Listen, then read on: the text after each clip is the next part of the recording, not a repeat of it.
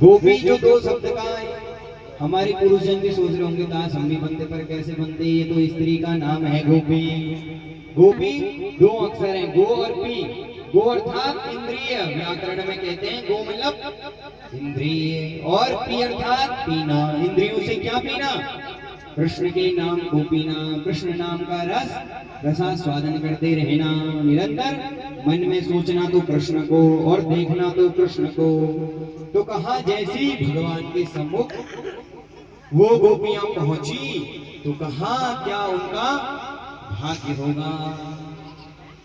ब्रह्मा जी कह रहे हैं अहो भाग्यम अहो भाग्यम नंद गोप व्रजोकशाम यन्मित्रं परमानंदम पूर्णं ब्रह्म सनातनम पूर्णं ब्रह्म सनातनम। आहा, ब्रह्मा जी कह रहे हैं क्या भाग्य होगा इनका, इन ग्वाल वालों का, इन गोपियों का, जो वृंदावन में क्या है, भगवान के साथ में रास में हैं गोपियां। ब्रह्मा जी कह रहे हैं, ब्रह्मा जी कह रहे हैं भगवान से, क्या कह रहे हैं? भगवान अगर इन गोपियों में से, इन ग्वाल वालों में से कोई ब्रह्मा बनना चाहता है तो उसे ब्रह्मा बना दो, मैं ग्वाल वाल बन जाऊंगा।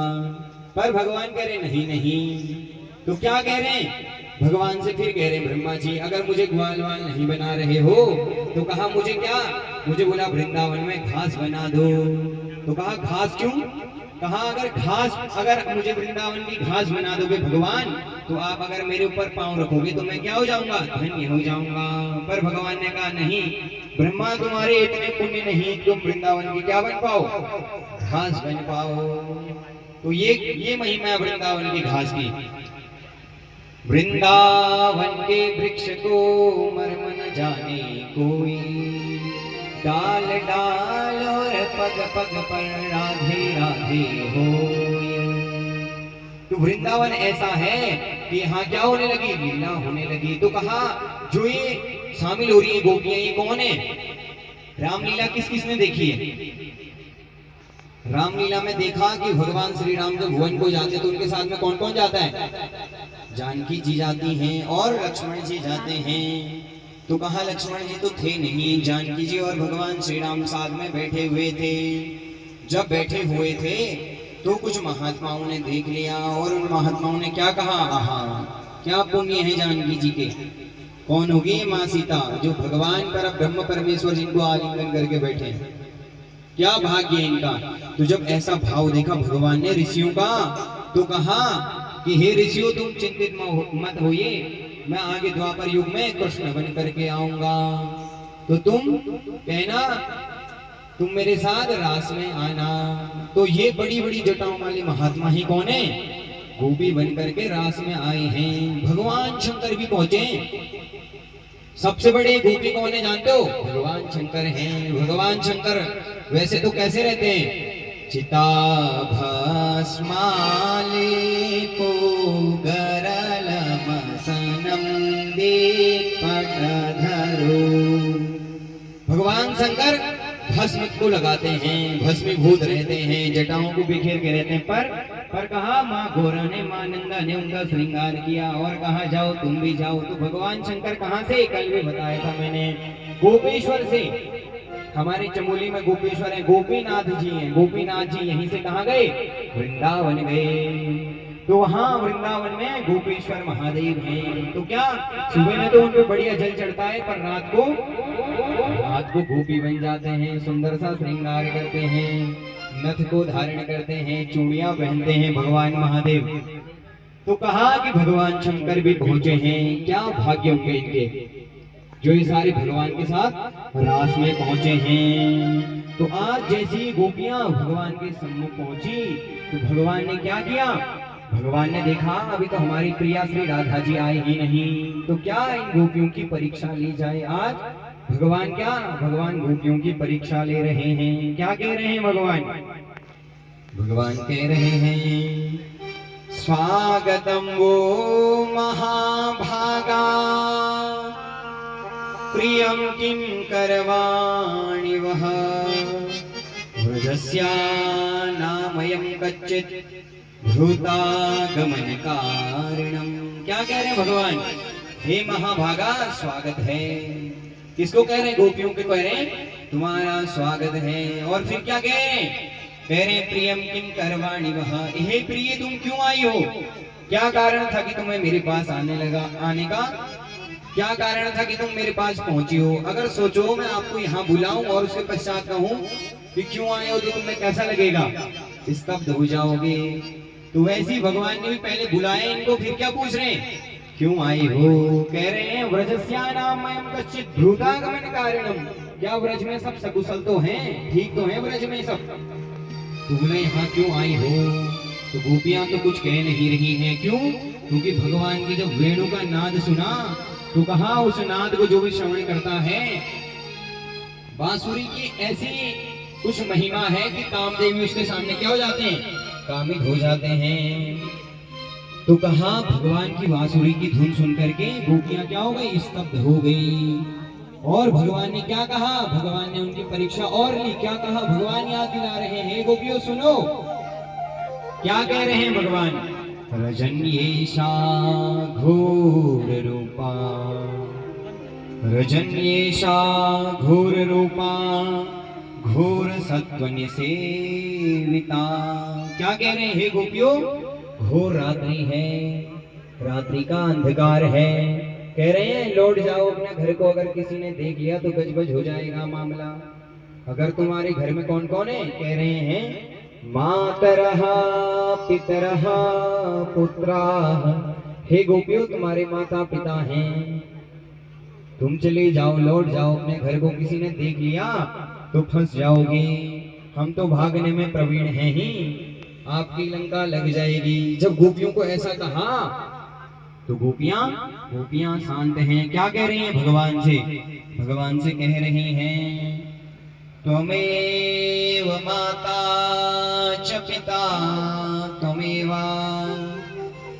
त्वमेव बन्धुश्च सखा त्वमेव, त्वमेव विद्या द्रविणं त्वमेव, त्वमेव सर्वं मम देव देव। हे प्रभु तुम ही हमारे क्या हो?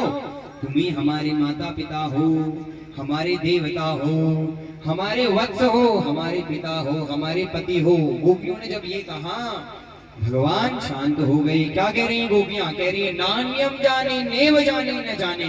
हे प्रभु हम तुम्हारे अलावा इस संसार में किसी को जानते ही नहीं हैं।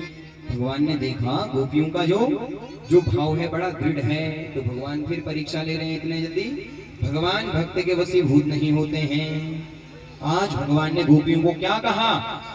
कहा एक स्त्री का सबसे बड़ा धर्म होता है क्या? पातिव्रत धर्म होता है। जब भगवान ने ऐसा कहा, भगवान क्या कह रहे हैं? भगवान ने कहा कि पातिव्रत धर्म से तोला इंद्र भी डर जाता है। सावित्री अपने पति को ले आई थी। मां अनसुया ने तीनों देवों को जगत का कर्ता, पालन करता, रचयिता और संहारक इनको बच्चा बना दिया अपने पातिव्रत धर्म से। आज गोपियों को भगवान ने क्या कहा? एक कथा सुनाई। कहा कि एक बहुत बड़ी पतिव्रता नारी थी, एक बहुत बड़ी पतिव्रता नारी थी, और उनके पति क्या थे? ब्राह्मण थे। तो कहा एक दिन ब्राह्मण देव आए घर में, थके आ रहे थे। नित्य क्या करते थे? यज्ञ करते थे, अग्निहोत्र करते थे। तो आज जब आए तो देवी जी ने सोचा पति थके आ रहे हैं, तो कहा उनको बैठाया। तो कहा उनकी आंखें लग गई और वो देवी जी के गोद में ही सो गए। तो देवी जी कुछ सर में उनके सर को दबाने लगी। तो जैसे ही दबाने लगी तो बोला बहुत बड़ी पतिव्रता स्त्री थी। तो उसने क्या देखा? उसने देखा कि वहीं उनका जो बालक था, वो बालक क्या कर रहा था? खेल रहा था। और ऐसा खेल रहा था, बालक को तो ज्ञान नहीं। तो कहा बाहर पे ही उनका यज्ञ कुंड था। अंदर से जो देवी जी थी ये सब देख रही थी और पतिदेव सोए थे।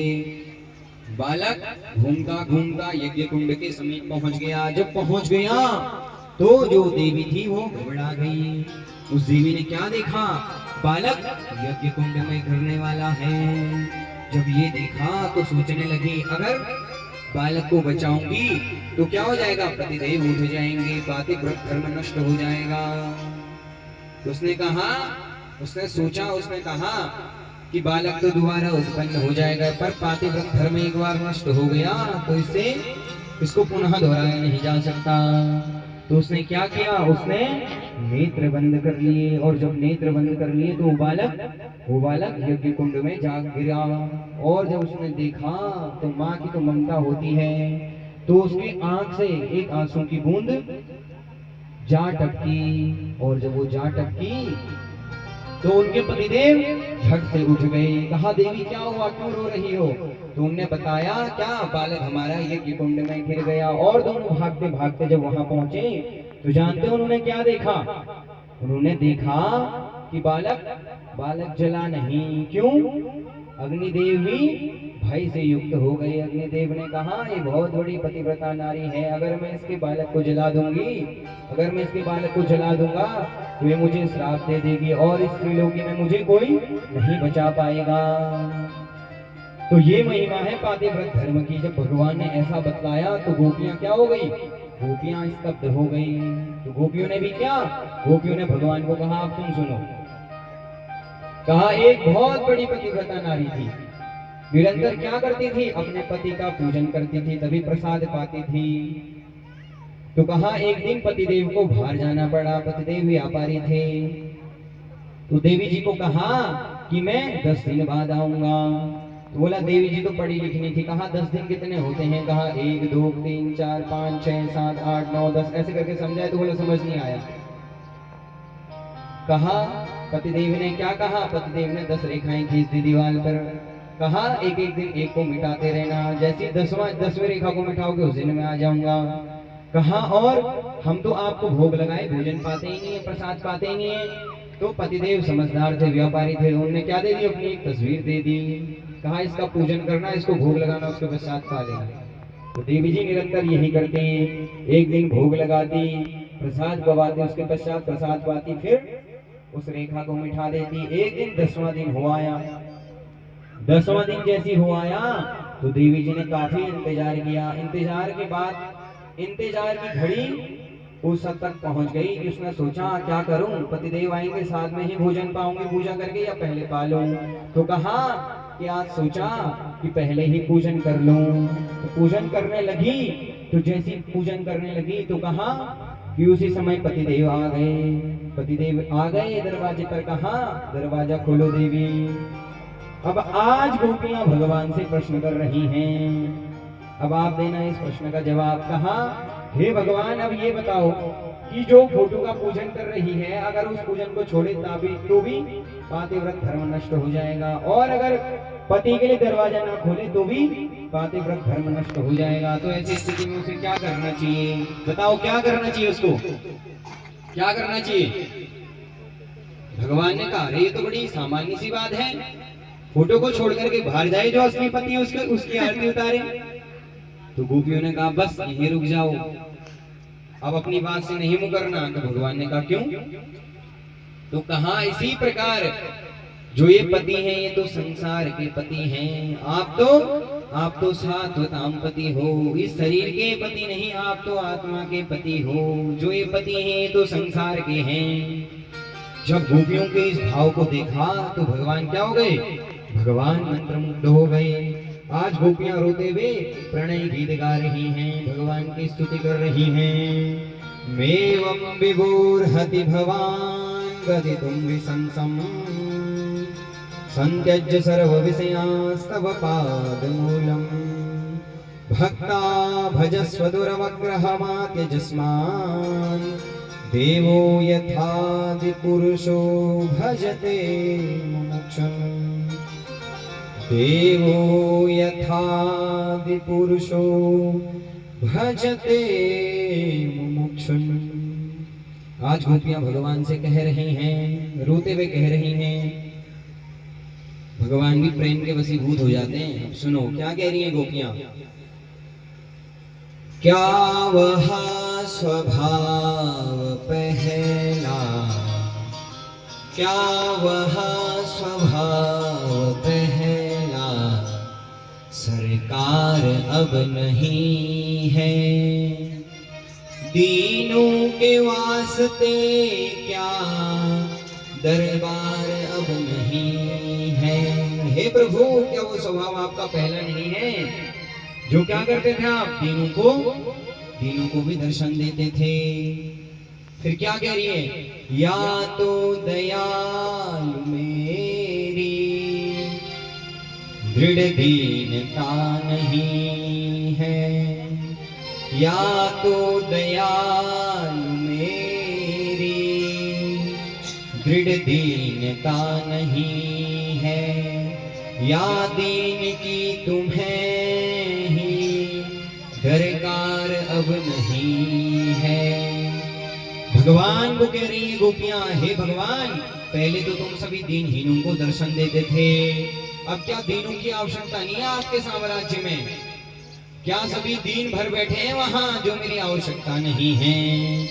पाते थे जिस हृदय का आश्रय अनाथ लाखों, क्या वह हृदय दया का भंडार अब नहीं है। हे प्रभु, जिस हृदय से सभी दयालु लोग दर्शन पाते थे, क्या वो दया का भंडार नहीं रहा जिससे कि सुधामा ने त्रैलोक्य पा लिया था? क्या उस उदारता में अब सार नहीं है? क्या उस उदारता में कुछ सार अब नहीं